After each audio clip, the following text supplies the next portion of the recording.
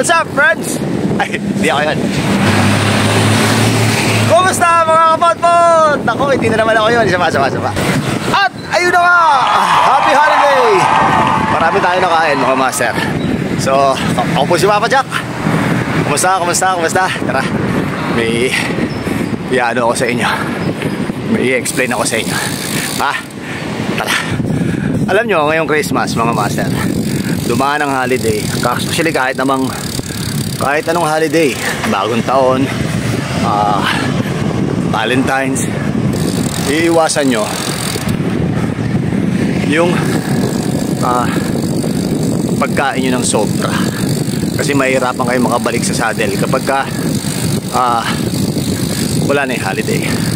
Mahirapan makarecover kaagad yung katawan nyo sa cycling kapag pinilit nyo na bombahin yung sarili nyo. Hanggat maaari, kumain lang din kayo ng tama. Huwag nyong iisipin na susunugin ko na lang to sa susunugin ko na lang to pag nagbike ako. Maling kaisipan kasi yun. Mahihirapan kayong mag-recover kapag kayo ay nag-back to saddle na. Pero kung tutuusin, katawan natin mahirap maka-adapt, especially kapag tayo ay may edad na. Pero kung kabataan, okay lang yan, kaya pa, mabilis maka-recover. Pero kung may mga edad na, hindi na matatagalan bago ka makabalik sa tamang kondisyon ng katawan mo kung inabuso mo ng holiday. Ang nakakatamad kasi sa pagdaan ng holidays, kapag tayo ay napasobra ng inom, napasobra ng kain na masama, yung mga barbecue, mga pork, hindi naman natin maiiwasan yun. Sa inyo kasi ako di ako makain ng pork. Andyan na yung tatamarin na tayong bumalik sa saddle. Bakit tayo tatamarin bumalik sa saddle? Siyempre, pag bumalik tayo sa saddle, nakakaramdam kagad tayo ng panghihina, nakakaramdam tayo ng hingal, nakakaramdam kagad tayo ng pagod. Kasi wala sa kondisyon. Ang pinaka the best na gawin mo, ito makinig ka, bibigyan ako ng 3 hanggang sa makarating tayo sa Makati. Punta lang ako ng Makati ngayon, tapos babalik na after 3 hours. Tara. Ang unang mong dapat gawin, master, bago ka bumalik sa saddle, magsimula ka muna sa mga juices for 3 days. Okay, ano na ba yung mga juice na dapat mong inumin? Bumili ka ng lemon. Pagkatapos, bumili ka ng cucumber. Okay? Unang araw yun. Okay? Pag-mixin mo silang dalawa, i-shake mo sila or gawin mong juice. Inumin mo yon sa loob ng isang araw. Okay? Inom ka. Pagkatapos, kinabukasan, inom ka naman ng pineapple juice at cucumber. Okay? Pagkatapos, inom ka ulit. Pangatlong araw, inom ka naman ng carrot, banana, cucumber. Alright? Bakit ba ganon? Bakit ba kailangan juices muna? Master, mahalaga kasi na tunawin muna natin yung mga taba sa artery natin. Tunawin muna natin yung mga nakabara bago tayo magsimula. New Year na. Bigay. Pagka nagsimula kagad tayo nang wala sa kondisyon ng internals natin, mahihirapan tayo. Mahihirapan tayo makahinga, mahihirapan tayo makabalik. So, tendency, magkukwit tayo. Okay? Yun muna ang gawin mo for the meantime. Yun yung number 1 natin. Marami pang holiday na dadaan. May mga dadaan pa. Tapos ng Christmas, meron pang bagong taon. Okay? Meron rin mga reunion. So, gagawin mo yung 3 na to para hindi ka mahirapan. Kasi pahihirapan mo yung sarili mo. Narinig nyo na yung number 1, di ba? Dito na tayo sa Mandaluyong. Susunod naman yung number 2 natin. Abangan mo lang kung interesado ka rito. At kung sa tingin mo makakatulong sa iyo yung mga sinabi ko, baka pwedeng follow ka na dyan sa atin. Tsaka sa TikTok channel natin. Maraming salamat Okay, hintayin nyo yung number 2. Pamakati na tayo. Mandaluyong na tayo pala. Ayun na. Dito na tayo sa Mandaluyong. Pero sa labas hindi sa loob. Sarap dito ngayon, walang traffic. Walang ka-traffic. At sana, wag nang bumalik yung mga nasa bakasyon. Para walang traffic dito sa Manila. Diba? Hindi, joke lang. Pangalawa na tayo. Okay? Kung kayo ay babalik saddle after ng Christmas at bagong taon, huwag kagad kayo babalik ng saddle. Huwag nyo kagad pupuwersahin. Huwag nyo kagad babanatan ng malayo ang bisikleta. Diba? Huwag nyo kagad pupuwersahin. Pinakamaganda, ang pangalawa natin, syempre,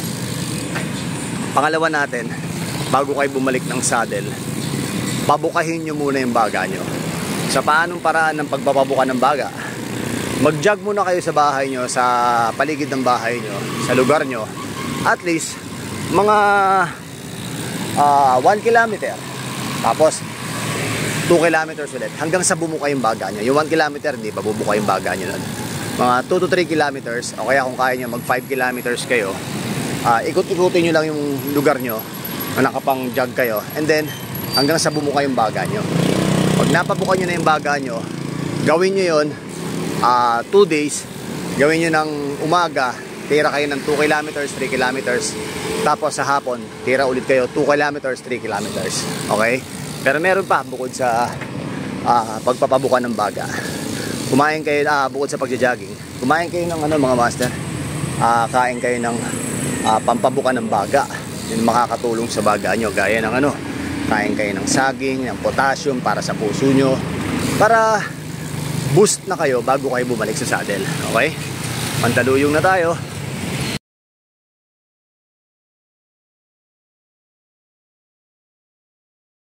Dahil maaga pa naman, meron pa akong 35 minutes. Videoan muna natin tong boundary ng Mandaluyong at saka ng Makati. So, napakaganda. Samantalahin natin ang pagpapahinga habang i-enjoy natin ang ganda ng view at obserbahan. Sabihin ko na sa inyo, yung pangatlo natin. Pero bago yan, may nakapag-subscribe ko na ba? Naka-follow ka na ba sa ating FB page at sa ating TikTok channel? Okay. Hindi ka pa nakaka-follow, follow ka na. Ito nga pala yung bagong set natin bike. Nagpalit tayo ng goma. Susunod, bike review natin to. Alright, let's go na. Ganda Makati na. Makati, hindi Makati. Makati na. Doon tayo sa Makati. Tapos kakanan na tayo dito sa ano nga bang to? Anong road nga ba to? Sagittarius. Ay hindi, building pala yun. Ewan ko. SB de la Costa. Yun, SB de la Costa na tayo. Okay. Ayun. At ang pinakahuli natin, syempre, kapag halimbawa nagawa nyo na yung number 1 tsaka yung number 2, pagka nakabalik na kayo ng saddle, ay siya nga pala, nandito na ako sa aking trabaho. May trabaho tayo ngayon. So December 26 ngayon, ano lang to, week job, right? So pagkatapos ng gawin nyo yung 1 and 2, ang susunod yung gagawin, kung back to saddle na kayo, mag-start muna kayo ng mga at least 20-30 kilometers. Huwag muna kayo sa sobra ng mga 50. Delikado yun. Muna kayo, mag-regulate muna kayo ulit ng muscle nyo. Ibalik nyo muna ulit yung hininga nyo sa bisikleta. Ibalik nyo yung sa position, yung muscle sa legs nyo para hindi kayo mabigla. Dahil kapag binigla nyo, long ride kagad dahil sabik kayo sa saddle, ako, mahihirapan kayo niyan. Pinapahirapan nyo yung sarili nyo. Kaya pinaka the best, gawin nyo muna yung 1, 2, 3. Pag nagawa nyo yun, all goods na agad tayo. Alright? So, ayun lang mga master. Ganun lang kasimple yung ating ito nga palang dala natin, sila Bichi. Ganun lang kasimple yung pagbalik sa saddle. Kaya kung ayaw mo mahirapan, ngayon pa lang, ayusin mo na agad ang iyong sistema sa pagkain at sa iyong mga inito. Alright? Ganito lang muna po tayo. Maraming salamat sa pagsama sa akin mga master. Ha? Shoutout nga pala sa ating mga Papa Jack classmates at Papa Jack and friends. O, siya nga pala, si January 2, nasa Mindoro kami. January 2 and 3. Alright? Maraming salamat. Palaging tandaan, mahirapan pervis ko. Ako po si Papa Jack. Kung hindi ka pa nakakapag-subscribe ka pala sa YouTube natin, YouTube channel natin, Bike Talk with Papa Jack. At TikTok natin, Bike Talk with Papa Jack. Alright? Palaging tandaan, mahirapan pervis ko. Ako po si Papa Jack. At narito ako sa Bike Talk with Papa Jack. Okay? At palaging tandaan, humingi sa Diyos ng gabay sa ating paglalakbay. Ciao!